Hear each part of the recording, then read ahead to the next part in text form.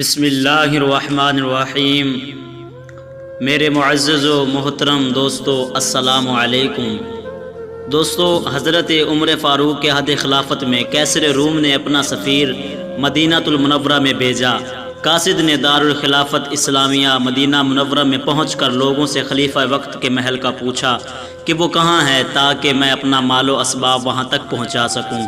قوم نے کہا، ہمارے بادشاہ کا کوئی محل نہیں۔ امیر المؤمنین حضرت عمر فاروق کا محل تو ان کی جان پاک ہے جو اللہ تعالیٰ کے تعلق خاص اور تجلیات قرب سے منور ہو رہی ہے، جس نے انہیں سارے جہان کی بادشاہی محلات سے مستغنی کر دیا ہے۔ قاصد روم نے دل میں سوچا، کیا بادشاہ ہے جو عام لوگوں میں رہتا ہے؟ اس کا کوئی حفاظتی دستہ ہے، نہ رہنے کے لیے کوئی عالی شان محل۔ راستے میں ایک اعرابی خاتون سے خلیفہ کا پوچھا تو اس نے کہا، آپ قبرستان کے پاس ایک درخت کے نیچے آرام فرما رہے ہیں۔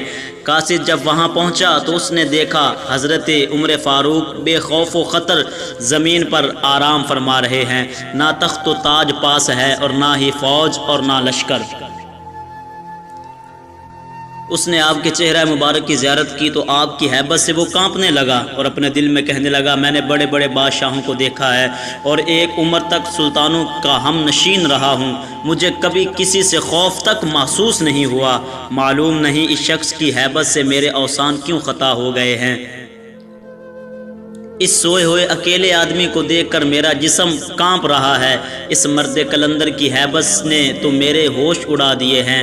اس مرد کلندر کی ہیبت نے تو میرے ہوش اڑا دیے ہیں۔ یہ شخص بغیر کسی ہتھیار کے اور بغیر کسی فوجی پہرے کے زمین پر اکیلا سویا ہوا ہے۔ مجھ پر ایسا لرزہ طاری ہے کہ اگر مجھے 7 جسم اور عطا ہو جائیں تو اس لرزہ کا تحمل نہ کر سکیں۔ پھر وہ دل میں سوچنے لگا، یہ روب و ہیبت اس گدڑی پوش کی نہیں ہے، دراصل یہ اللہ کی ہیبت ہے، کیونکہ اس گدڑی پوش بادشاہ کا قلب اللہ کے قرب اور معیت خاص سے مشرف ہے۔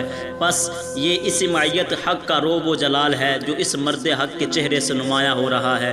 قاصد انہی باتوں میں کھویا ہوا تھا کہ حضرت عمر فاروق کی آنکھ کھل گئی۔ سفیر روم نے آگے بڑھ کر بڑے ادب کے ساتھ آپ کو سلام کیا۔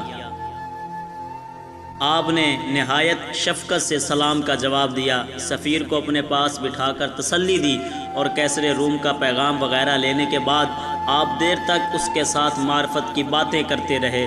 قاصد روم آپ کے اخلاق حسنہ اور سادگی سے اس قدر متاثر ہوا کہ دل سے کفر و شرک کا زنگ دور ہو گیا۔ یہ قاصد حضرت عمر فاروق کی صحبت کے فیض سے اسلام کی دولت سے مالا مال ہو گیا۔